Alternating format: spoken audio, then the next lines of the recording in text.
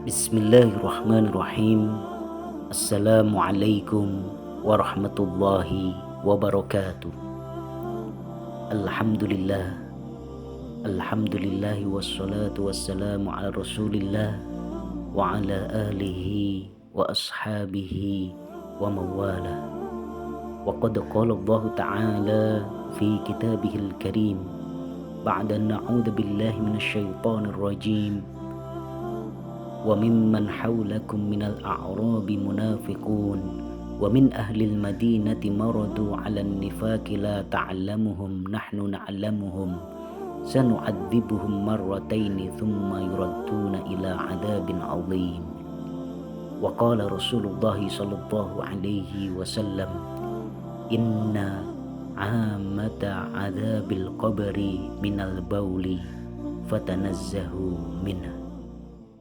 Amma ba'd, ibadallah, para hamba Allah, di malam yang penuh dengan berkah di bulan Ramadan ini, sebelum mata kita terpejam, sebelum kita terlelap terbuai dengan mimpi-mimpi kita, marilah sejenak kita bayangkan etape demi etape perjalanan menuju keabadian akhirat nanti.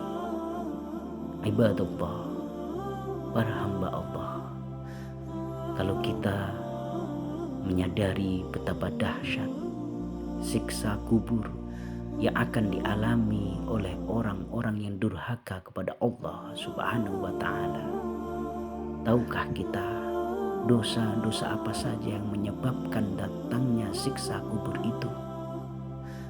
Ibadallah, para hamba Allah, sebagaimana yang diriwayatkan dalam hadis riwayat Imam Muslim, dipersaksikan oleh para sahabat ketika Nabi Shallallahu Alaihi Wasallam di dinding Bani Najjar dengan keledai yang ditumpanginya, sementara kami bersama beliau, tiba-tiba beliau oleng membuatnya hampir terlempar.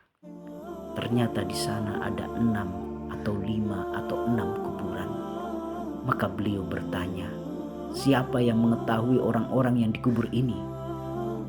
Ada seseorang menjawab, saya.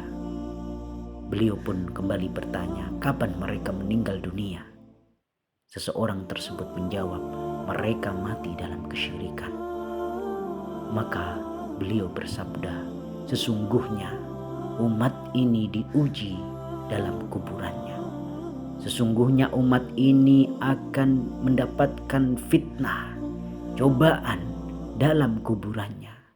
Kalau sekiranya kalian tidak saling menguburkan mayat, saya akan berdoa kepada Allah agar kalian dapat mendengarkan siksa kubur seperti saya mendengarkannya. Kemudian beliau menghadap wajahnya kepada kami seraya bersabda, berlindunglah kepada Allah dari siksaan kubur. Ibadallah, para hamba Allah, hadis di atas menjelaskan bahwasanya di antara penyebab utama datangnya azab kubur, datangnya siksa di alam barzah adalah dosa syirik. Bahwa syirik termasuk sebab utama siksaan dalam kubur. Ibadallah, di antara dosa yang lain yang menyebabkan datangnya azab kubur adalah kemunafikan. Orang-orang munafik termasuk yang paling layak mendapatkan siksaan kubur. Bagaimana tidak? Mereka adalah penghuni neraka paling bawah. Allah Subhanahu wa ta'ala dalam surah At-Taubah ayat yang ke-101 berfirman, A'udzu billahi minasyaitonir rajim. Wa mimman hawlakum minal a'rabi munafiquna wa min ahlil madinati maradu 'alan nifaqi la ta'lamuhum nahnu na'lamuhum sanu'adzibuhum marrataini thumma yuradduna ila 'adzabin 'adzim.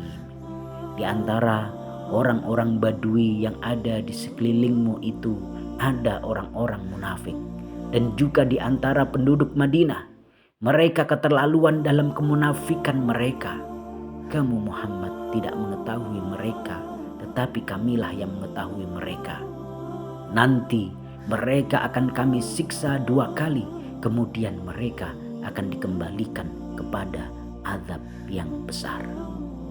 Imam Qatadah dan Imam Rabi' bin Anas mengomentari terkait dengan firman Allah, sanu'adzibuhum marratain, nanti mereka akan kami siksa 2 kali. Salah satunya adalah siksaan di dunia dan yang lainnya adalah siksaan di alam kubur. Ibadullah, para hamba Allah, di antara kesalahan yang menyebabkan seorang hamba akan mendapatkan siksa kubur adalah ketika dia tidak membersihkan dirinya dari air kencing. Dan juga mereka melakukan namimah, adu domba di antara sesama manusia.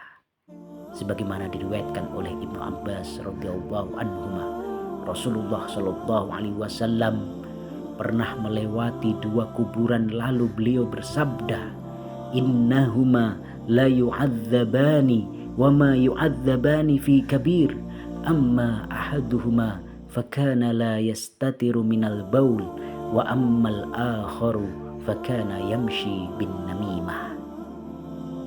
Kedua penghuni kuburan itu sedang disiksa, dan siksaannya bukan karena dosa besar. Yang satu tidak menghindar dari air kencing, sedangkan yang satu lagi suka mengadu domba. Hadis riwayat Imam Bukhari dan Muslim. Ibadallah, para hamba Allah, dalam riwayat Ibnu Abbas yang lain, Rasulullah Shallallahu Alaihi Wasallam menjelaskan di antara dosa yang menyebabkan pelakunya mendapatkan siksaan di alam kubur adalah dosa ghibah. Rasulullah Shallallahu Alaihi Wasallam bersabda, inna amata adzabil qabri minal bauli fatanazzahu minhu wa ammal akharu fayu'adzabu fil ghibah. Bahwasanya sebab utama diadab seorang hamba di kuburan nanti disebabkan karena air kencing, maka bersihkan diri kalian darinya. Sementara yang lainnya disiksa karena menggunjing, karena menggibah, karena menyebutkan kejelekan-kejelekan saudaranya bukan di depannya. Ibadallah, para hamba Allah, di antara dosa kesalahan yang menyebabkan seorang penghuni kubur mendapatkan azab adalah ketika keluarganya atau orang-orang yang dicintainya meratapi kematiannya. Maka berhati-hatilah ketika menghadapi jenazah. Meratapi yang berlebihan akan mengakibatkan si mayat ditimpakan azab kubur. Rasulullah Shallallahu Alaihi Wasallam pernah mengingatkan, sesungguhnya mayit itu akan diadab karena ratapan keluarganya. Hadis riwayat Imam Bukhari dan Muslim. Ibadallah, para hamba Allah, di bulan Ramadan yang penuh berkah ini, marilah kita mengevaluasi diri kita. Apakah kita termasuk pelaku dosa-dosa yang disebutkan tadi? Dosa-dosa yang akan mengantarkan seorang hamba merasakan azab kubur yang begitu pedih. Marilah kita memohon ampun kepada Allah Subhanahu wa Ta'ala, memohon kemaafan darinya agar kita terbebas dari siksa kubur. Astaghfirullahaladzim, astaghfirullahaladzim, Rabbal arsyil karim, astaghfirullahaladzim min kulli dambin azim. Allahumma inni a'udhu bika minal kufri wal faqr wa a'udhu bika min adzabil qabr. La ilaha illa anta. Allahumma inni a'udhu bika minal kufri wal faqr wa a'udhu bika min adzabil qabr wa a'udhu bika min adzabil qabr. La ilaha illa